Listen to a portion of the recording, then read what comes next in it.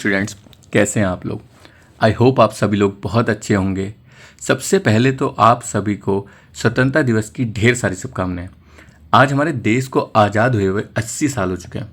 ये हमारा 80वां स्वतंत्रता दिवस है। हालांकि हमें पता है कि हमारे देश की स्थिति कैसी है, जहाँ स्टूडेंट्स को अपनी आवाज़ उठाने के लिए पीटा जाता है, मारा जाता है। लेकिन फिर भी अगर हम देखें तो अंग्रेज़ों से आज़ादी हमें 80 साल पहले मिल चुकी थी और इस बार हम उसका 80वां एडिशन जो है 80वां इसे सेलिब्रेट कर रहे हैं। तो चलिए इसको खुशी से सेलिब्रेट करते हैं और आप लोगों को सभी को स्वतंत्रता दिवस की बहुत सारी शुभकामनाएं।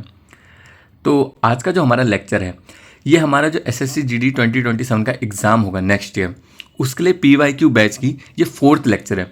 इससे पहले 3 लेक्चर ऑलरेडी अपलोड हो चुके हैं जीके के, तो आप उनको जाके देखिए पहले, फिर इसको देखिएगा। तो आप लोग जो भी कोई चैनल से जुड़े हुए हैं उनको पता ही होगा मैं किस तरह से आपको यहाँ पे क्लासेस कराने वाला हूँ। सारे क्वेश्चंस यहाँ पे आपके जीके के जो हैं वो हिंदी में रहने वाले हैं। और आप कहूँगा क्या कि पहले मैं आपको क्वेश्चन पढ़ के सुनाऊँगा, आपने उसको खुद से सॉल्व करने की कोशिश करनी है। फिर हम उसका एक्सप्लेनेशन को समझेंगे, सारे ऑप्शंस को डिस्कस करेंगे। तो चलिए हम अपनी क्लास की तरफ एक बार चलते हैं। हमारा क्वेश्चन यहाँ पे हम लोगों से कह रहा है कि केंद्रीय मंत्रिपरिषद में मंत्रियों की अधिकतम संख्या सीमित है। बताइए, ये पूछ रहा है कि केंद्रीय मंत्रिपरिषद में ना मंत्रियों की जो अधिकतम संख्या है वो कितनी हो सकती है। कितने मंत्री हो सकते हैं मंत्रिपरिषद में, केंद्रीय में। लोकसभा के 10% तक, 12% तक, 15% तक या फिर 20% तक। तो सबसे पहले हमें समझना पड़ेगा ना, ये जो टर्म है मंत्रिपरिषद, काउंसिल ऑफ मिनिस्टर, ये क्या होता है। इंडिया में ना देश चलाने के लिए प्रधानमंत्री अकेले सारे काम नहीं करते हैं, इसलिए प्रधानमंत्री के साथ बहुत सारे मंत्री होते हैं। Finance minister, defence minister, home minister, education minister, railway minister. इन सभी मंत्रियों को मिलाकर हमारी बनती है केंद्रीय मंत्रिपरिषद, जिसे इंग्लिश में कहते हैं यूनियन काउंसिल ऑफ मिनिस्टर्स। इनके जो हेड होते हैं ये होता है प्रधानमंत्री जी, PM। अब यहाँ पे प्रॉब्लम पहले क्या थी कि कॉन्स्टिट्यूशन में ये तय नहीं था कि केंद्र में कितने मंत्री हो सकते हैं। इसका फ़ायदा उठाकर कभी कभी सरकार में ना ज़रूरत से ज़्यादा ही मंत्री बना दिए जाते थे। मान लो किसी पार्टी के बहुत सारे नेता हैं और सरकार उन्हें खुश करना चाहती है, तो वो कई बार ना कई सारे लोगों को मंत्री बना देती थी। इससे होता क्या था कि सरकार का खर्च बढ़ जाता था, बहुत बड़ा मंत्रिमंडल बन जाता था और प्रशासन जो है जो अननेसेसरी कॉम्प्लिकेटेड बना देते थे वो लोग इस तरह से। इसी प्रॉब्लम को कंट्रोल करने के लिए कॉन्स्टिट्यूशन ने बाद में एक लिमिट लगाई और उसी को हम यहाँ पे समझेंगे। थोड़ा सा देखिए यहाँ पे। तो फिर आती है बात यहाँ पे 91st संविधान संशोधन अधिनियम 2003 की, यानी कि 91st कॉन्स्टिट्यूशनल अमेंडमेंट एक्ट 2003। ये क्या कहता है? इस अमेंडमेंट के द्वारा ना केंद्रीय मंत्रिपरिषद के आकार पर एक मैक्सिमम लिमिट लगा दी थी और ये प्रावधान जो अनुच्छेद 75 1A है इसमें जोड़ा गया। इसके अकॉर्डिंग ना प्रधानमंत्री सहित केंद्रीय मंत्रिपरिषद में मंत्रियों की कुल संख्या लोकसभा की कुल सदस्य संख्या के 15% से ज़्यादा नहीं हो सकती है। इसका मतलब है कि जो मिनिस्टर्स होंगे उनकी संख्या या तो कम होगी या बराबर होगी किसके, लोकसभा की सीट्स के 15% के। यही हमसे क्वेश्चन में पूछा हुआ था। इस चीज़ को अगर हम थोड़ा सा एग्जाम्पल से अगर समझें, यहाँ पे अभी इस वक्त लोकसभा में ना वर्तमान में 543 इलेक्टेड मेंबर्स हैं, निर्वाचित सदस्य जो हैं वो 543 हैं। इसका अगर आप 15% निकालते हो, 15% निकालना आपको पता होगा, तो ये हमारा आ जाएगा 81.45। लेकिन मंत्रियों की संख्या 81.45 तो नहीं हो सकती है। तो अभी हमने क्या पढ़ा था कि मंत्रियों की संख्या जो है ये तो बराबर होगी या कम होगी 15% ऑफ लोकसभा के। तो ये हमारे मंत्री यहाँ पे इससे कम कितना होगा, 81। यानी कि केंद्र में प्रधानमंत्री को मिलाकर मंत्रियों की संख्या इस समय पे 81 से ज़्यादा नहीं हो सकती है।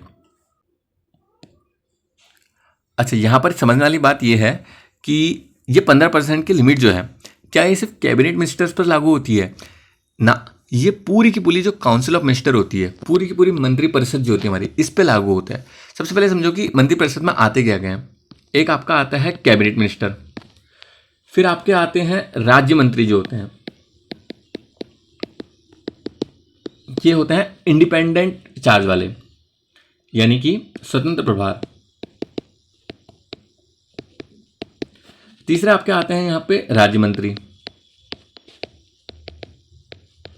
जिसे हम कहते हैं मिनिस्टर ऑफ स्टेट।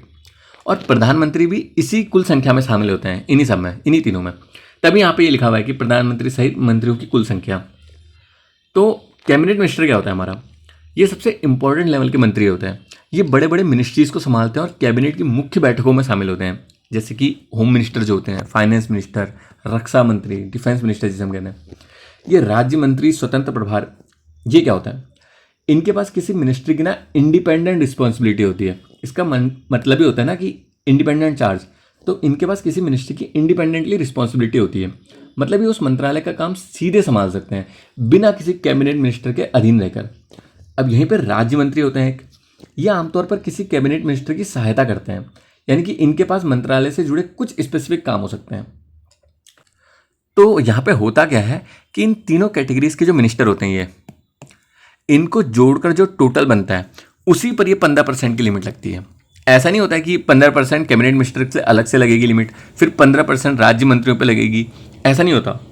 15% इनका जो टोटल होता है तीनों ही मिनिस्टर्स का, तीनों ही कैटेगरी के मिनिस्टर्स का, ये 15% की लिमिट ओवरऑल होती है यहाँ पे। तो आई होप आप लोगों को ये बात यहाँ पे समझ आ गई होगी। तो हमसे क्वेश्चन में पूछा हुआ था कि केंद्रीय मंत्रिपरिषद में मंत्रियों की अधिकतम संख्या कितनी हो सकती है? तो ये हमारी होगी लोकसभा के 15% के बराबर।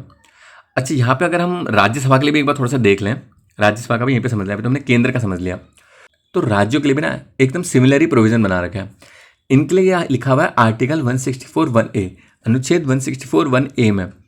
इसके अनुसार किसी राज्य में मुख्यमंत्रियों सहित मंत्रियों की जो कुल संख्या है वो उस राज्य की विधानसभा की कुल संख्या के 15% से ज़्यादा नहीं हो सकती है। यानी कि हमने क्या देखा, सेंटर पे क्या हो रहा था कि लोकसभा का 15% था, तो स्टेट में क्या है, जो स्टेट लेजिस्लेटिव असेंबली होती है यानी कि राज्य की विधानसभा, इसका 15%। मान लो कि किसी राज्य की विधानसभा में 200 मेंबर हैं, तो मैक्सिमम वहाँ पे कितने मिनिस्टर हो सकते हैं? 200 का 15% अगर हम निकालें तो ये आपका आ जाएगा 30, यानी कि मुख्यमंत्री को मिलाकर अधिकतम 30 मंत्री हो सकते हैं। अच्छा, लेकिन यहीं पे छोटे राज्यों के लिए ना एक स्पेशल रूल है। अगर किसी छोटे राज्य की विधानसभा में मेंबर बहुत ही ज़्यादा कम है तो 15% निकालने पर तो बहुत ही कम मिनिस्टर आ जाएंगे वहाँ पे। इसलिए कॉन्स्टिट्यूशन ने यहाँ पर एक न्यूनतम सीमा रखी है, यानी कि मिनिमम लिमिट रखी हुई है कि राज्य में मंत्रियों की संख्या कभी भी 12 से कम नहीं हो सकती। यानी कि 15% मैक्सिमम तो है, लेकिन कम से कम 12 मिनिस्टर्स का प्रोविजन रखा गया है स्टेट गवर्नमेंट के लिए, राज्य सरकारों के लिए। दिल्ली के लिए यहीं पर एक स्पेशल केस है। दिल्ली क्या है, एक नेशनल कैपिटल टेरिटरी है, राष्ट्रीय राजधानी क्षेत्र जिसे हम कहते हैं। तो इसके लिए ना एक 69वां कॉन्स्टिट्यूशनल अमेंडमेंट एक्ट 1991 यानी कि 69 संविधान संशोधन अधिनियम 1991 जो है, इसके तहत एक विशेष व्यवस्था रखी है। और इसी चीज़ को अनुच्छेद 239AA, ये जो मैं हाईलाइट कर रहा हूँ ये इंपॉर्टेंट है आपके, अनुच्छेद 239AA, इसके अनुसार दिल्ली में मंत्रियों की संख्या ना दिल्ली लेजिस्लेटिव असेंबली यानी कि दिल्ली की विधानसभा की कुल संख्या के 10% तक सीमित है। यहाँ पे 15% नहीं, 10% है। तो दिल्ली विधानसभा में इस वक्त 70 मेंबर हैं। अब 70 का अगर आप 10% निकालो तो वो आएगा आपका 7। तो इसलिए दिल्ली में अधिकतम जो है 7 मिनिस्टर्स हो सकते हैं। यहाँ भी सीएम इस कुल संख्या में शामिल होते हैं। जो यहाँ की सीएम है रेखा गुप्ता, वो भी इन मिनिस्टर्स में शामिल होती है, तब जाके टोटल 7 होता है। तो आई होप आप लोगों को ये सारी बातें यहाँ पे समझ में आ गई होंगी। सेंटर के लिए हमारा क्या होता है, लोकसभा का 15%, मैक्सिमम मिनिस्टर्स अगर हमें देखने कितने होते हैं। स्टेट के लिए क्या होता है, स्टेट की असेंबली का 15% और कम से कम 12 तो होने ही चाहिए। दिल्ली के लिए अगर हम देखें तो दिल्ली की असेंबली का 10%। यही छोटी छोटी बातें अभी हमने यहाँ पे समझी हुई हैं। चलिए हम अपने नेक्स्ट क्वेश्चन की तरफ एक बार चलते हैं। अच्छा, सारी बातें ना यहाँ पे डिटेल में लिखी हुई हैं, अगर आप ये देखना चाहते हैं तो यहाँ पे देख सकते हैं। बाकी मैंने आपको ये सारी बातें ही डिटेल में एक्सप्लेन कर दी है, तो मुझे लगता नहीं है कि ये आपको एक बार और देखने की ज़रूरत है। सारी चीज़ों को सुनते जाइए और समझते जाइए, धीरे धीरे समय के साथ आपको याद होते चले जाएंगी। चलिए हम अपने नेक्स्ट क्वेश्चन की तरफ एक बार बढ़ते हैं। टिप्पणी नृत्य के साथ आमतौर पर कौन सा वाद्य यंत्र बजाया जाता है? यानी जो टिप्पणी डांस होता है इसके साथ कौन सा इंस्ट्रूमेंट प्ले होता है? ढोल और मंजीरा, तबला और हारमोनियम, बांसुरी और वीणा, या फिर सितार और सारंगी? बताइए। जो आपका ये टिप्पणी डांस होता है ना, ये गुजरात का एक पारंपरिक लोक नृत्य है। अगर इसके बारे में थोड़ा सा हम डिटेल में यहाँ पे समझें तो जो गुजरात का सौराष्ट्र क्षेत्र है ये यहाँ से जुड़ा हुआ है। सौराष्ट्र गुजरात का एक बहुत ही इंपॉर्टेंट एरिया है। ये डांस मेनली ना चोरवाड़ और वीरावल जैसे जो तटीय क्षेत्र हैं यहाँ पे फेमस है। जो कोली और भील समुदाय की महिलाएं होती हैं इनके द्वारा ये डांस किया जाता है। तो ये महिलाएं ये डांस करती क्यों हैं अगर हम देखें तो इसके पीछे ना शारीरिक श्रम से जुड़ी एक कहानी है, यानी कि फिजिकल लेबर से जुड़ी कहानी। पुराने समय में महिलाएं कंस्ट्रक्शन और दूसरे मेहनत वाले काम करती थी। इस काम में क्या है, जमीन को समतल करना होता था या पत्थर को कूटने जैसी एक्टिविटीज शामिल होती थी। तो धीरे धीरे इस तरह की मूवमेंट्स को ना एक नृत्य का रूप मिल गया था। इसलिए जो टिप्पणी डांस है वो केवल एंटरटेनमेंट के रूप में नहीं होता, इसके पीछे मेहनत और रोजमर्रा के काम की झलक दिखाई देती है। अगर हम देखें कि इसका नाम यहाँ पे टिप्पणी क्यों रखा है इन लोगों ने, तो टिप्पणी क्या होता है ना, ये एक खास तरह की लकड़ी की छड़ होती है। ये लगभग ना 175 सेंटीमीटर लंबी सी लकड़ी की एक छड़ी होती है। इसके एक सिरे पर गरबी नाम का चौकोर लकड़ी या लोहे का ब्लॉक लगा हुआ होता है। तो जो डांस करने वाली महिलाएं होती हैं वो टिप्पणी स्टिक्स को ज़मीन पर एक खास रिदम में पटकती हैं। जब कई सारी फीमेल ऐसा करती हैं, स्टिक्स को मतलब ज़मीन पर पटकती हैं, तो एक ठक ठक ठक की जोरदार आवाज़ निकलती है। तो ये आवाज़ डांस के रिदम का हिस्सा बन जाती है वहाँ पे। इस डांस में ना दो इंपॉर्टेंट म्यूजिकल इंस्ट्रूमेंट होते हैं। एक होता है ढोल, इसे बजाने से डांस को ना एक स्ट्रॉन्ग बीट मिलने लगती है। और एक होता है मंजीरा। मंजीरा ना छोटे छोटे मेटल्स के सिंबल जैसे होते हैं, इन्हें आपस में टकराने से छन छन ऐसी आवाज़ आती है। इससे डांस का रिदम जो है वो मेंटेन रहता है। टिप्पणी डांस आमतौर पर ना पहले तो धीमी धीमी गति से शुरू होता है, मतलब शुरुआत में मूवमेंट जो होती है बहुत आराम से होती हैं, फिर धीरे धीरे रिदम तेज हो जाती है और लास्ट में डांस बहुत ही तेज गति से होने लग जाता है। ये डांसर की जो फिजिकल स्ट्रेंथ और स्टेमिना होती है इस चीज़ को दिखाता है। बाकी अगर हम देखें कि इसको किस तरह की ड्रेस पहन के वहाँ की महिलाएं जो होती हैं परफॉर्म करती हैं, तो गुजरात की महिलाएं ना ट्रेडिशनल गुजराती ड्रेस पहन कर ही डांस करती हैं, जिसमें खास तौर पे एक तो ये चनिया चोली होता है, ये देखने को मिलता है। सौराष्ट्र क्षेत्र में ना ट्रेडिशनल ड्रेस पर बहुत ही सुंदर कांच का काम, जिसे मिरर वर्क कहते हैं, और एम्ब्रॉयडरी ये करी जाती है। यहीं पे अगर हम झांझ देखते हैं, तो झांझ क्या होता है, ये एक प्रकार का मेटल परक्यूशन इंस्ट्रूमेंट होता है। जब इसे बजाते हैं तो एक तेज मेटेलिक साउंड निकलती है। ये खास तौर पे ना हाई एनर्जी पार्ट्स में म्यूजिक को और पावरफुल बनाने में मदद करता है। तो ये टिप्पणी डांस के काफ़ी इंपॉर्टेंट पार्ट हो जाते हैं यहाँ पे। तो चलिए एक बार हम अपने क्वेश्चन पे वापस चलते हैं। हम लोगों से यहाँ पे पूछा गया था, हम लोगों से पूछा था ना कि टिप्पणी नृत्य में कौन सा वाद्य यंत्र इस्तेमाल होता है, तो हमारे क्वेश्चन का सही आंसर होगा ढोल और मंजीरा। अभी ये सारी एक्सप्लेनेशन सुनने के बाद आई होप आप लोगों को ये समझ आ गया होगा। हमने यहाँ पे पढ़ा था ना कि ढोल और मंजीरे का इस्तेमाल किया जाता है इस डांस के साथ। अच्छा, यहाँ पे गुजरात के कुछ और डांस देख लेते हैं, कुछ और फोक डांस, लोक नृत्य जो गुजरात के हैं, ये भी एग्जाम में कई बार पूछे जाते हैं। सबसे पहले तो आप देखो गरबा, ये तो सबको पता होगा, बहुत ही फेमस लोक नृत्य है गुजरात का। खासकर नवरात्रि के टाइम पे इसको किया जाता है। लोग अक्सर इसमें दीपक के चारों ओर गोल घेरा बनाकर डांस करते हैं। इसके अलावा गुजरात का एक फोक डांस हो रहा है भवाई। ये एक ट्रेडिशनल लोक रंगमंच शैली है वहाँ की। इसमें कलाकार ना अपने सिर पर कई सारे पीतल के घड़े जो होते हैं, इनको संतुलित यानी कि इनको बैलेंस करते हुए परफॉर्मेंस करते हैं। यहीं पे एक होता है सिद्धि धमाल, ये भी इंपॉर्टेंट है। सिद्धि समुदाय द्वारा ये किया जाता है वहाँ, एक रिदमिक डांस। सिद्धि समुदाय की ऐतिहासिक जड़ें जो हैं वो आज के समय हम मानते हैं कि अफ्रीका से जुड़ी हुई हैं। इस डांस में धमाल ड्रम, रिदमिक मूवमेंट्स और एनर्जेटिक परफॉर्मेंस जो होती हैं ये देखने को मिलती हैं। तो ये गुजरात के कुछ और फोक डांस यानी कि लोक नृत्य थे, गरबा, भवाई और सिद्धि धमाल, इनको भी आप याद रखना। तो आई होप आप लोगों को इस क्वेश्चन का आंसर क्लियर हो गया होगा। ढोल और मंजीरा ये टिप्पणी डांस के साथ में इंस्ट्रूमेंट बजाए जाते हैं। चलिए अपने अब नेक्स्ट क्वेश्चन की तरफ हम लोग चलते हैं। कौन सा वेद मुख्य रूप से अपनी संगीतमय सामग्री के लिए जाना जाता है, बताइए। यानी कि कौन सा वेद ऐसा है जो मेनली संगीत, गायन, भजन इन चीज़ों से जुड़ा हुआ है। सबसे पहले अगर हम अपने चारों वेदों के बारे में देखें, ऋग्वेद, सामवेद, यजुर्वेद, अथर्ववेद, चारों ऑप्शन में दे रखे हैं। तो ये वेद जो हमारा होता है ये हमारा होता है सामवेद। यही हमारा गाने और संगीत का वेद इसे कहा जाता है। सामवेद को ना भारतीय शास्त्रीय संगीत और नृत्य की परंपरा का एक महत्वपूर्ण आधार माना जाता है। इसके मंत्रों को सिर्फ पढ़ा नहीं जाता है बल्कि एक विशेष धुन और ताल में गाते हैं। यानी पुराने समय में धार्मिक समारोह में जब भी मंत्रों का गायन होता था तो सामवेद का वहाँ पे बहुत इंपॉर्टेंट रोल होता था। पहले हम सामवेद के बारे में समझते हैं, फिर अब सारे वेदों के बारे में थोड़ा थोड़ा देखेंगे। अगर हम देखें सामवेद तो इसमें ना 1875 छंद है, जिसे इंग्लिश में वर्सेस कहते हैं। इनमें से बहुत सारे मंत्र ना ऋग्वेद से लिए गए हैं। खास बात यहाँ पे यह है कि इनमें बहुत से मंत्र ऋग्वेद के जो ऋग्वेद का 8वां और जो 9वां मंडल है यहाँ से लिए गए हैं और उन्हें गायन के लिए दोबारा व्यवस्थित किया गया था। सिंपल भाषा में अगर इसको समझो ना तो इसका मतलब है कि ऋग्वेद में अगर कोई मंत्र लिखा हुआ था तो उसी मंत्र को एक पर्टिकुलर ट्यून में गाना जो था ये सामवेद में बताया हुआ था।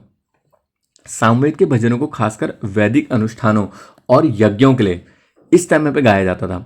इसमें जो सोम यज्ञ है ये बहुत इंपॉर्टेंट है। यहाँ एक विशेष प्रकार के पुजारी जिन्हें उद्दाता कहते हैं, ये सामवेद के मंत्रों का गायन करते थे। सामवेद ने जो ये 7 सुर होते हैं, इसकी अवधारणा को विकसित करने में बहुत ही इंपॉर्टेंट रोल प्ले किया है। आज हम जानते हैं कि म्यूजिक में सा रे गा मा पा धा नी, ये हमारे 7 बेसिक म्यूजिकल नोट्स हैं। इन्हीं को हम सप्त स्वर कहते हैं। अगर एग्जाम में कभी कभी इस तरह से पूछा जाए कि 7 स्वरों की अवधारणा से किस वेद का संबंध है, तो वहां पे भी हमें याद रखना है कि उसका आंसर होगा हमारा सामवेद। सामवेद के बेसिकली ना 2 मुख्य पार्ट होते हैं। एक होता है आर्चिक, इसका मतलब अगर आसान भाषा में समझे तो भजनों और मंत्रों का जो कलेक्शन होता है उसे हम आर्चिक कहते हैं। इसमें ऐसे मंत्रों का कलेक्शन होता है ना जिन्हें धार्मिक अवसरों पर इस्तेमाल किया जाता है। दूसरा पार्ट होता है सामवेद का गान, मतलब जिसे गाना समझ लो। तो इसमें यह बताया गया कि मंत्र को किस तरह से गाया जाना चाहिए। तो ये सामवेद के बारे में जितनी भी इंपॉर्टेंट बातें थी यहाँ पे हमने वो सभी कवर कर ली हैं। तो हम लोगों से क्वेश्चन में क्या पूछा हुआ था कि कौन सा वेद मुख्य रूप से संगीत में सामग्री होता है ना, तो उसका हमारा सही आंसर हुआ सामवेद।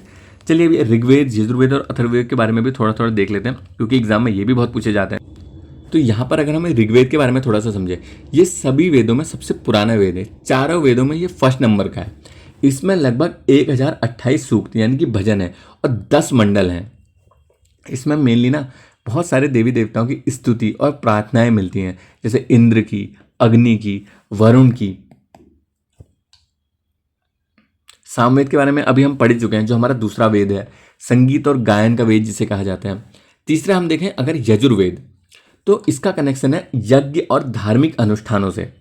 इसमें यज्ञ करते समय बोले जाने वाले जो भी गद्य या मंत्र होते थे और उनको कैसे यूज किया जाता है, इसके डायरेक्शंस मिले हुए हैं। इसे मेनली 2 पार्टों में बांटा गया यजुर्वेद को, शुक्ल यजुर्वेद और कृष्ण यजुर्वेद।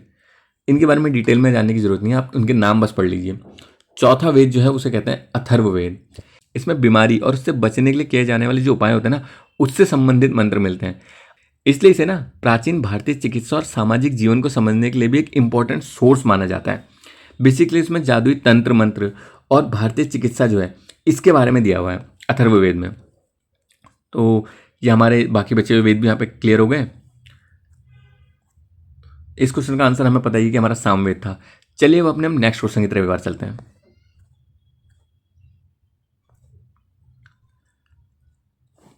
चंद्रमा पृथ्वी की तुलना में कम गुरुत्वाकर्षण बल क्यों लगाता है, बताइए। चंद्रमा जो है वो पृथ्वी की तुलना में कम गुरुत्वाकर्षण बल यानी कि ग्रेविटी कम क्यों लगाता है, बताइए। तो इसके समझने के लिए सबसे पहले हमें 2 कंसेप्ट समझने पड़ेंगे, द्रव्यमान और वजन का। इंग्लिश में इसे कहते हैं मास, इसे कहते हैं वेट। द्रव्यमान क्या होता है, किसी वस्तु में कितना पदार्थ, कितना मैटर मौजूद है, इसे हम द्रव्यमान कहते हैं। मान लो किसी वस्तु का मास अगर 60 kg का है, तो वो वस्तु ना पृथ्वी पर हो या फिर चांद पे हो या फिर स्पेस में हो, अंतरिक्ष में, उसका मास हमेशा 60 kg का ही रहेगा। अब यहाँ पे वजन क्या होता है, जो हमारी मशीन नापती है जिसमें हम खड़े होते हैं। तो किसी वस्तु पर जो गुरुत्वाकर्षण बल होता है यानी कि ग्रेविटी, किसी वस्तु पर जो ग्रेविटी है ये कितनी लग रही है, उससे उसका वेट कहते हैं। इसलिए ग्रेविटी बदलने पर वेट भी बदल जाता है। और यही हमसे इस क्वेश्चन का सबसे खास पार्ट है जो यहाँ पे जानना चाह रहा है। अगर हम इसको थोड़ा सा डिटेल में समझें यहाँ पे चांद के बारे में, तो चांद का जो द्रव्यमान है ये लगभग 7.34 × 10⁻22 kg होता है।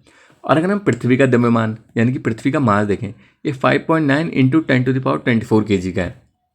इसका मतलब है कि जो चांद है ना वो लगभग 1.2% है पृथ्वी के द्रव्यमान के, या ऐसे कह लो 1/21। अगर ये पृथ्वी का मास है, पृथ्वी का द्रव्यमान, तो ये चांद का द्रव्यमान है।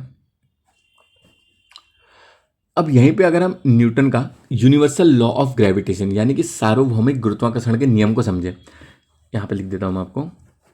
जो न्यूटन का यूनिवर्सल लॉ ऑफ ग्रेविटेशन है, F = G × M/r²। यहाँ पे F हमारा गुरुत्वाकर्षण बल है, G हमारा ग्रेविटेशनल कांस्टेंट जो होता है यूनिवर्सल, M हमारा होता है बड़े पिंड का मास यानी कि बड़े पिंड का द्रव्यमान, पृथ्वी या चंद्रमा का। ये किसी वस्तु का द्रव्यमान होता है और दोनों के बीच की दूरी जो है वो भाग में होती है, उसका स्क्वायर। तो किसी ग्रह या चंद्रमा का मास जितना ज़्यादा होगा उतना ही उसकी ग्रेविटेशनल पुल जो होगी, जो गुरुत्वाकर्षण बल होगा, वो उतना ही ज़्यादा होगा।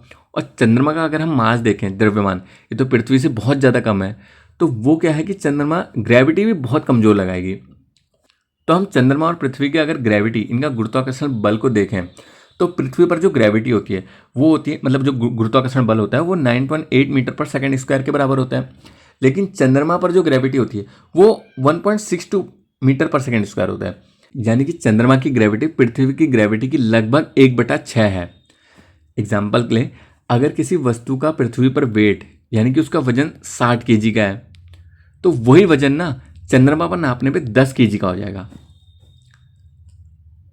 लेकिन उसका जो द्रव्यमान है अगर वो 60 केजी का है पृथ्वी पे, तो वो चांद पे भी 60 ही रहेगा। द्रव्यमान अलग होता है एकदम। तो हमारा क्वेश्चन हमसे पूछ रहा था ना कि चंद्रमा पृथ्वी की तुलना में कम गुरुत्वाकर्षण बल क्यों लगाते हैं। तो अभी हमने फॉर्मूले में भी इस चीज को समझ लिया, क्योंकि जो ये द्रव्यमान होता है चांद का, ये बहुत कम होता है पृथ्वी के कंपैरिजन में। और यही इसका सही आंसर होगा। ये देखिए सेकंड ऑप्शन जो है वो यही दे रखा है। आकार छोटा है, तेजी से घूमता है, सूर्य से अधिक दूर है, ये सब नहीं, क्योंकि जो चांद है उसका द्रव्यमान ये m बहुत कम है। अभी हमने पढ़ा ना, लगभग पृथ्वी का 1/81 पार्ट है ये, इसीलिए वहाँ पे वेट भी कम महसूस होता है, क्योंकि गुरुत्वाकर्षण बल भी कम लग रहा है। गुरुत्वाकर्षण बल कितना कम लग रहा है? 1/6। तो आई होप आप लोगों को ये बात यहाँ पे समझ में आ गई होगी। चलिए हम अपने नेक्स्ट क्वेश्चन की तरफ चलते हैं। ये कुछ फैक्ट्स यहाँ पे थोड़े से दिए हुए, इनको देख लेना कि चांद का द्रव्यमान कितना है, पृथ्वी का कितना है, सीधे सीधे कभी पूछ सकता है।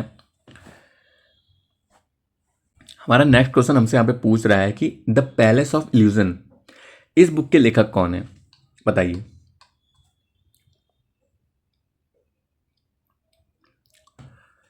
चलिए इस क्वेश्चन को भी थोड़ा समझते हैं। बुक्स एंड ऑथर्स का आपका क्वेश्चन है, बहुत पूछे जाते हैं ये भी आपके एसएससी के एग्जाम में। इस बुक को लिखने वाले आपकी राइटर हैं चित्रा बनर्जी दिवाकरुणी। ये एक बहुत ही फेमस भारतीय अमेरिकी लेखिका और कवित्री हैं। ये खासतौर पे ऐसी कहानियाँ और नॉवेल्स लिखने के लिए जानी जाती है ना जिनमें भारतीय इतिहास, यहाँ की माइथोलॉजी और महिलाओं के दृष्टिकोण को बहुत ज़्यादा इंपॉर्टेंस दिया जाता है। ये हॉस्टन यूनिवर्सिटी में क्रिएटिव राइटिंग की प्रोफेसर भी रह चुकी हैं। थोड़ा सा इनके बारे में देखेंगे तो हॉस्टन विश्वविद्यालय जो है यहाँ पे क्रिएटिव राइटिंग की प्रोफेसर रही हैं ये। इनकी जो सबसे फेमस नॉवल है जो हमसे क्वेश्चन में पूछी है, द पैलेस ऑफ इल्यूजन्स, ये 2008 में प्रकाशित हुई थी। हिंदी में इसको ऐसे समझ लो, भ्रमों का महल, इसका मीनिंग ये होगा।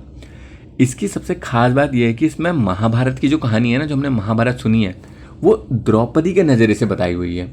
इसमें खास क्या अगर हम समझें तो आमतौर पर जब हम महाभारत पढ़ते हैं तो कहानी हमें जो पुरुष पात्रों के आसपास ज़्यादा दिखाई देती है, लेकिन चित्रा बनर्जी ने सोचा कि अगर महाभारत की कहानी द्रौपदी खुद अपनी जुबानी सुनाए तो कैसी लगेगी वो।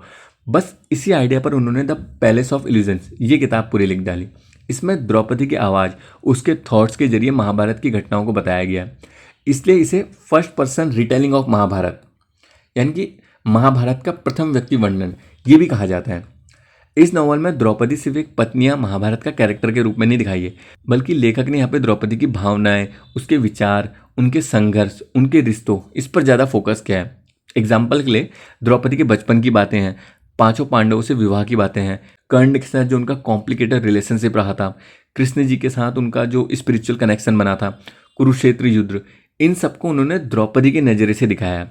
अच्छा, यहाँ पे टर्म लिखा है नारीवादी व्याख्या, फेमिनिस्ट इंटरप्रिटेशन। इसका मतलब होता है कि किसी कहानी को महिला के अनुभव और उसके पर्सपेक्टिव से दिखाना। यानी यहाँ सिर्फ ये नहीं बताया गया कि महाभारत क्यों हुआ था, बल्कि ये भी दिखाने की कोशिश करी गई कि इस घटना से द्रौपदी पर क्या असर पड़ा था, उन्होंने क्या महसूस किया था, उनके साथ क्या हुआ था, उनकी इच्छाएं, उनकी परेशानियाँ। यही इस नॉवल की खास बात है।